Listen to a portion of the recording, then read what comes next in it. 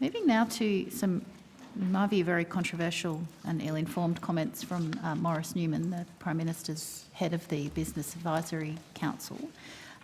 He, and I quote, in an op-ed presumably written by him, published under his name a few weeks ago, said global warming is the hook. Senator Waters, you've probably screened it a little bit close to the wind there. If you'd like to keep your comments to the facts that presumably is written by him, you're making an inference it wasn't written by him. Oh, I'm astounded that anybody holds those views, but it purports to be an op-ed in his name. Okay, well, I think if it purports to be an op-ed in his name, I think we can assume that he wrote it, so maybe we could start from that premise. Which, yes. I don't think Mr Newman contests that they are his views or that More's it is the his pity. op-ed. So, thank you. So his quote was, global warming is the hook. It's about a new world order under the control of the UN.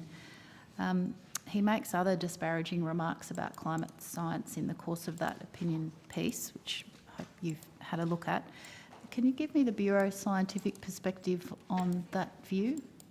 Perhaps, Senator Waters, you might like to rephrase the question, and I'm sure Dr Vitesi will happily answer factual questions in relation to the Bureau's scientific work and analysis. But a sort of sweeping generalisation of can he comment on Mr Newman's op-ed, or Mr Newman is entitled to his opinion. Everybody is entitled to contest that opinion. Dr Vitesi appears at Senate estimates to answer questions on matters of fact, not on matters of opinion. And if you want to ask him questions on matters of fact, I'm sure they can be addressed. Thank you. Well, so does the climate science support Mr Newman's views? Well, Senator Waters, if you want to put a statement, a particular statement, and ask Dr Vitesi whether climate science, as he understands it, accords with that statement, that's fine. Let's not generalise Mr Newman's views and then seek Dr Vitesi's response. Well, I can spend the next 8 minutes reading the op-ed into Hansard if you like, but I figured that would not be a good use of anybody's time. Senator Waters, I would have hoped you might have come prepared for questions with particular comments that you might want Dr Vitesi to respond to, particular claims you might want him to respond to. Senator Waters, you haven't put a properly formed question for Senate estimates to Dr Vitesi.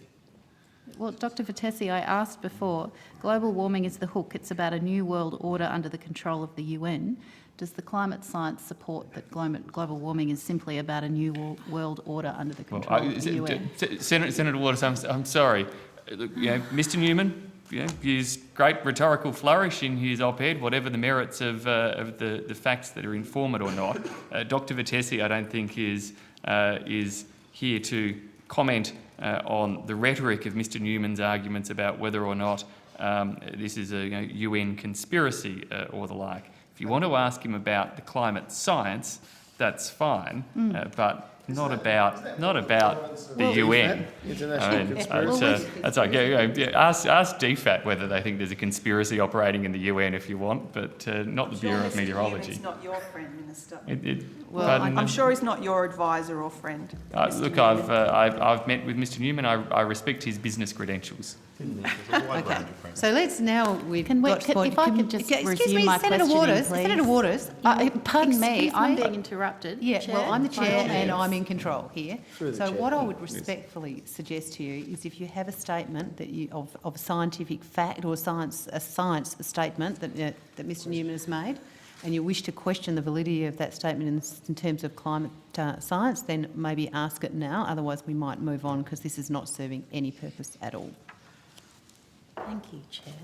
Well, there are multiple statements which assert facts about climate science that I'm intrigued on the Bureau's view about, and given the invitation to do so, I shall go through them all. Starting with, it's a well-kept secret, but 95% of the climate models, we are told, prove the link between human CO2 emissions and catastrophic global warming have been found after nearly 2 decades of temperature stasis to be in error.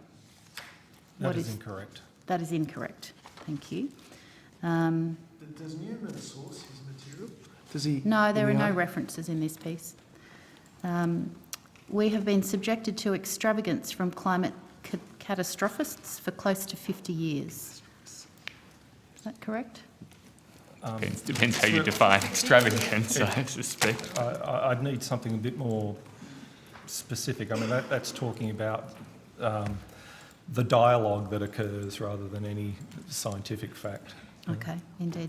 In January 1970, Life magazine, based on, quote, solid scientific evidence, claimed that by 1985 air pollution would reduce sunlight reaching the Earth by half. In fact, across that period, sunlight fell between 3% and 5%. I'm not familiar with that work at all, but I don't think it's relevant to climate change. Okay. Was it not of significance in determining Not whether that I'm climate aware change of. is indeed anthropogenic There or is not? one related thing that I could talk about a little bit, and that's the so-called process of global dimming, which is the accumulation of pollutants in the atmosphere is actually reducing the amount of sunlight that's coming into Earth, which to an extent is actually suppressing the effects of global warming. And should that pollution be removed, we would expect actually an increase in the warming process. I continue on, as the Chair's allowed me to. Fast forward to March 2000 and David Viner, Senior Research Scientist at the Climatic Research Unit, University of East Anglia, told The Independent, quote, snowfalls are now a thing of the past. In December 2010, the Mail Online reported, quote, coldest December since records began as temperatures plummet to minus 10 degrees Celsius, bringing travel chaos across Britain. Look, I'm not familiar with that particular article, but I think it is referring to a bit of an old red herring that suggests that just because you're getting cold weather in the northern hemisphere, it somehow discredits the fact that there is global warming occurring. There is a perfectly good explanation for that. The theory of global warming does not hold that there will be no cold weather anywhere.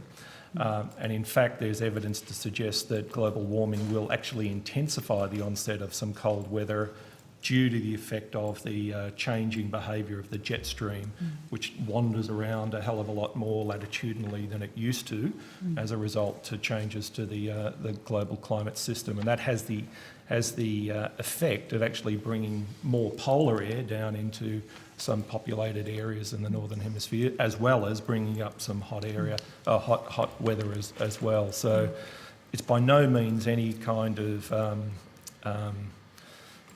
proof that global warming is not occurring. Okay. Weather bureaus appear to have homogenised data to suit narratives. I reject it. Okay. We've had our own, I'm quoting here from Maurice Newman, we've had our own busted predictions. Perhaps the most preposterous was climate alarmist Tim Flannery's 2005 observation, quote, if the computer records are right, these drought conditions will become permanent in eastern Australia, end quote. Subsequent rainfall and severe flooding have shown the records or his analysis are wrong. We've swallowed dud prediction after dud prediction.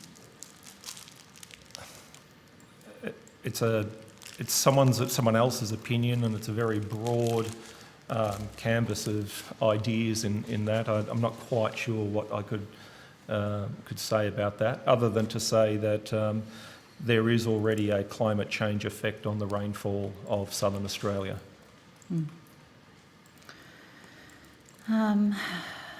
The IPCC, which we were instructed was the gold standard on global warming, has been exposed repeatedly for misrepresentation and shoddy methods. I would reject that. Okay. And then he goes on to the real agenda is concentrated political authority, global warming is the hook, and the UN's apparently trying to take over the world. He then sort of goes on and on and on, so I won't continue, but thank you for clarifying that his statements were variously not correct, not relevant, an old red herring, rejected on multiple occasions. Did you offer Mr Newman a briefing on the state of climate science? No. Have you since? No. Will you be? No. Have you offered the Prime Minister a briefing on the state of climate science? No, I have not. Is that something that you might consider doing? I think, Senator Waters, that as with all governments, Prime Ministers, their departments, ministers, their departments, members of the executive request briefings when and where they need them, that they are provided in the context of certain decision-making processes. I have no doubt that